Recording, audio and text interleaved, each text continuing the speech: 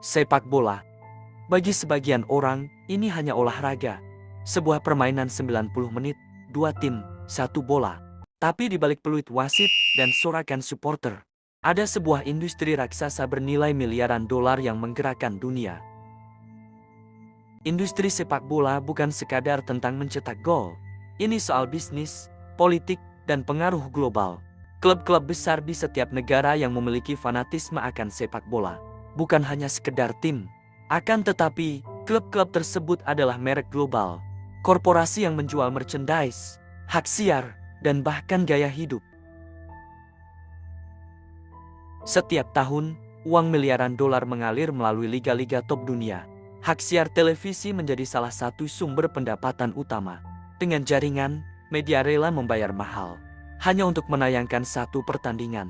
Sponsor besar seperti dari ban, maskapai, hingga perusahaan teknologi berlomba-lomba memasang logo dan merek produk mereka di jersey pemain. Dan jangan lupakan juga transfer pemain, di mana menjadi sektor yang kadang lebih mirip bursa saham daripada olahraga. Sepak bola sering disebut sebagai olahraga rakyat, simbol kebersamaan dan gairah kolektif. Tapi, apakah kita benar-benar tahu apa yang terjadi di balik gemerlap stadion dan sorak-sorai gemuruh penonton?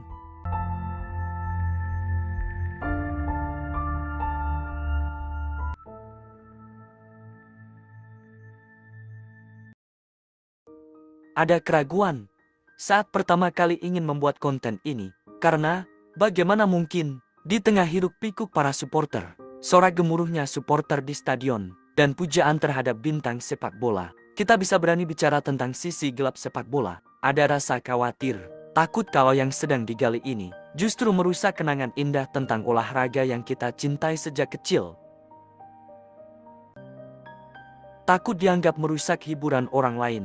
Bahkan, sempat muncul pertanyaan dalam hati, apakah kita siap menghadapi kenyataan pahit di balik layar industri ini? Tapi semakin kita membaca, menggali, dan mendengar kisah para pemain, para klub kecil yang hancur karena sistem yang tak adil, hingga bagaimana sepak bola dipakai sebagai alat politik dan pencucian uang, akhirnya membuat kita sadar, diam itu jauh lebih menakutkan.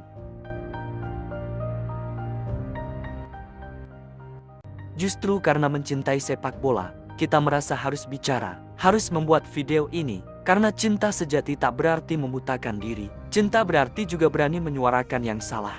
Agar suatu hari nanti, permainan indah ini benar-benar bersih dan adil untuk semua. Bukan hanya untuk mereka yang punya kuasa dan uang, tapi juga untuk anak kecil yang menendang bola di tanah lapang dengan mimpi dan impiannya.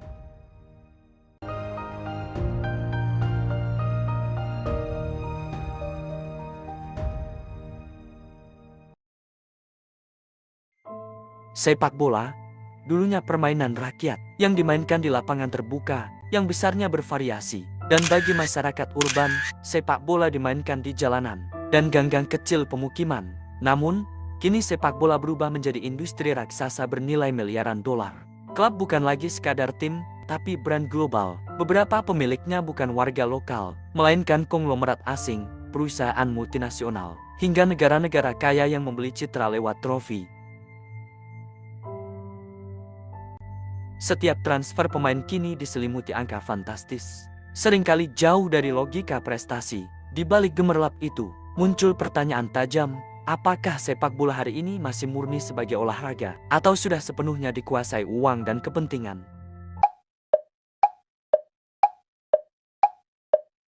Ketika hak siar lebih menentukan jadwal daripada kesehatan pemain, ketika juara bisa dibentuk dari kekuatan finansial, dan ketika skandal korupsi mewarnai institusi tertinggi olahraga ini, maka sebenarnya kita sedang dihadapkan pada kenyataan pahit. Sepak bola tak lagi sekadar soal siapa mencetak gol terbanyak, tapi siapa punya kendali atas panggungnya. Yang tersisa dari kemurnian itu, mungkin hanya semangat para supporter yang tetap setia, meski permainan yang mereka cintai semakin menjauh dari akar sebenarnya.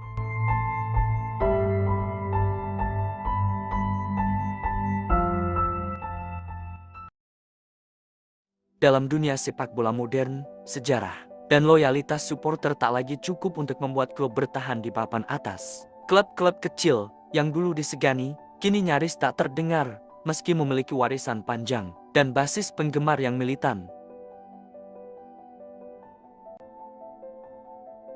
Di antara akar masalahnya, ada pada kesenjangan ekonomi yang semakin melebar.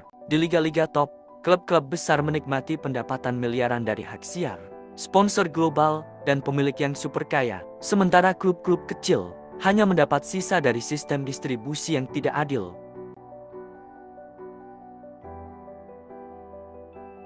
Sepak bola menciptakan ekosistem yang hampir tertutup. Bagi yang di luar lingkaran itu, klub yang turun kasta makin sulit bangkit, dan klub promosi cepat kembali turun karena jurang finansial yang terlalu lebar.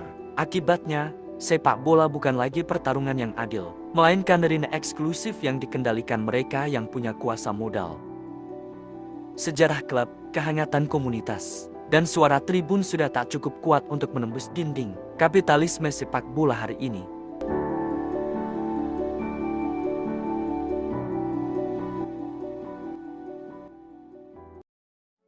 Dan sepak bola sekarang ini juga bukan hanya tentang siapa yang menang di atas lapangan, tetapi siapa yang memenangi pertarungan di balik layar dalam politik, kekuasaan, dan citra. Sepak bola telah menjadi alat propaganda yang efektif, digunakan untuk mengalihkan perhatian publik, membangun nasionalisme semu, atau bahkan mencuci reputasi rezim yang tercoreng. Sepak bola berubah menjadi simbol dominasi dan alat diplomasi diam-diam. Bahkan di beberapa negara, pemerintah seringkali turut campur dalam liga atau federasi. Maka, pertanyaan tentang apakah sepak bola masih murni sebagai olahraga menjadi semakin sulit dijawab. Di era ketika jersey menjadi alat diplomasi dan gol menjadi komoditas politik, sepak bola bukan hanya permainan 11 lawan 11, tapi panggung besar di mana kepentingan politik ikut bermain.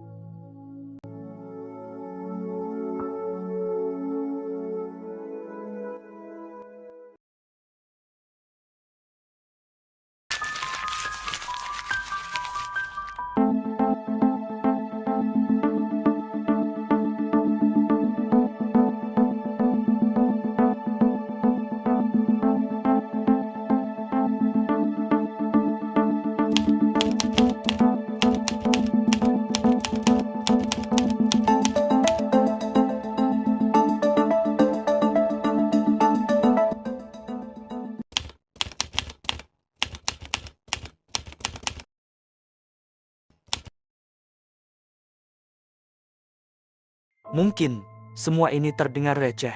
Klub-klub kecil yang pelan-pelan mulai tenggelam, pemain muda yang habis sebelum sempat tumbuh, bursa transfer yang lebih mirip permainan angka daripada pencarian talenta. Skor pertandingan yang mungkin bisa dimanipulasi, pengamat yang bukan lagi mengkritisi, tapi menjual opini, dan skandal-skandal yang datang silih berganti, lalu hilang begitu saja, tertutup sorakan gol berikutnya. Tapi jika semua kekhawatiran kecil itu kita anggap biasa, kita sedang membiarkan sesuatu yang besar berubah tanpa arah. Sepak bola bukan sekadar olahraga, ia pernah jadi ruang mimpi, ruang keadilan, ruang harapan bagi jutaan orang yang tidak punya apa-apa selain sebuah bola. Dan jika kita tak bersuara, maka satu-satunya hal yang tetap dari sepak bola hanyalah nama dan nostalgia. Sisanya mungkin sudah dijual, dibungkam, dan diputar sesuai kehendak siapa yang paling berkuasa.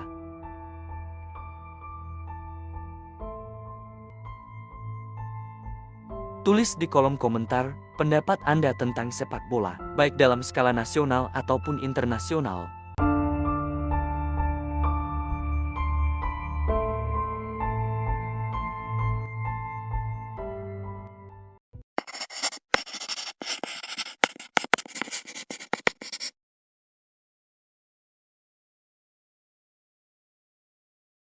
Subscribe to my channel.